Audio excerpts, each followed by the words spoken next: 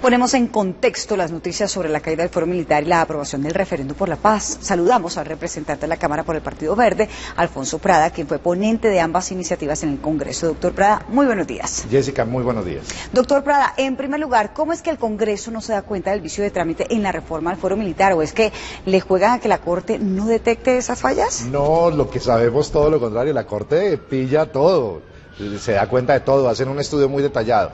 Y precisamente en este proyecto y en muchísimos proyectos en esta legislatura, pero en gran cantidad, detectamos muy bien que no se crucen las sesiones. Por eso en las actas, tanto de la comisión como la plenaria, está la hora de inicio y la hora de cierre de la sesión. En las actas nosotros tenemos que hay una diferencia de 1 minuto entre la una y la otra a favor nuestro, de tal manera que siempre estamos pendientes y conectados a la plenaria para que no se crucen.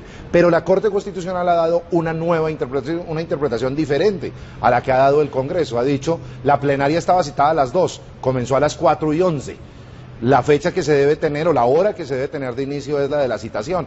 Tendremos que leer la sentencia muy bien, porque en términos reales y prácticos las horas fueron diferentes. Sí, doctor Prada, pero las fallas, según dice la Corte, son tan insalvables que toca comenzar de ceros. Imagínese la pérdida de tiempo. No, tremendo, pero es que además la pérdida de un trabajo de ingeniería constitucional en la elaboración de la norma. Esto es un trabajo que no solamente hacemos en el Congreso, hicimos audiencias públicas, foros académicos, estuvimos en escenarios internacionales en Europa, en Estados Unidos, recibimos las críticas de la ONG y las respondimos. Es decir, es un trabajo que lleva, yo creería que más de 2 años de concentración nuestra del gobierno, del legislativo, y se cae por el vicio de unos minutos de cruce que habría que revisar. Yo creería que hay que tener mucho cuidado también con este tipo de análisis en la medida en que estos temas de forma, que en mi opinión no son tan graves como para atentar contra el pluralismo o el principio democrático, pues cambiarían, digamos, una línea en la interpretación del derecho colombiano. Y es que estos vicios pequeños de forma se vuelven subsanables, no son tan importantes como dar al traste con un trabajo tan largo como el que hemos hecho. Pero bueno, lo dijo la Corte y hay que respetarlo. Doctor Prada, ¿cuál es la implicación práctica del hundimiento de las modificaciones del Fuero Penal para los integrantes de las Fuerzas Armadas? Pues quedamos en la situación anterior al acto legislativo, que es una situación de inseguridad jurídica, de mucha incertidumbre para nuestros soldados en el campo de batalla cuando están atravesando o tomando decisiones en las operaciones militares, y se les viene pues el derecho encima sin tener claridad de cuál es la jurisdicción competente y cuáles son los delitos que competen a la ordinaria o a la jurisdicción penal militar. Todo eso lo aclarábamos con lujo de detalles en el acto legislativo y queda otra vez ambiguo. Habrá como consecuencia que volver a tramitar el acto legislativo y las leyes que sea necesario para volver a clarificar el tema. Bueno, y el segundo tema, doctor Prada, ¿qué viene ahora tras la aprobación del referendo para la paz?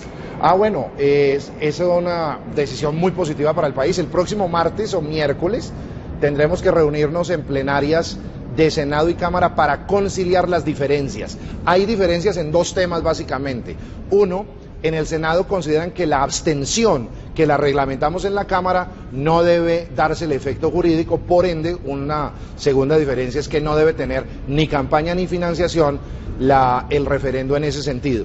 Estas diferencias hay que conciliarlas en las 2 plenarias que se reúnen simultáneamente con un informe de conciliación que debemos realizar entre los delegados para ese tema que designen hoy tanto el presidente del Senado como el presidente de la Cámara. Pero, doctor Prado, ¿cómo debe reaccionar el gobierno ante el reiterado rechazo ya conocido de las FARC a ese eventual referendo por la paz? Para eso tenemos, Jessica, la mesa de La Habana. Hay que insistir allí.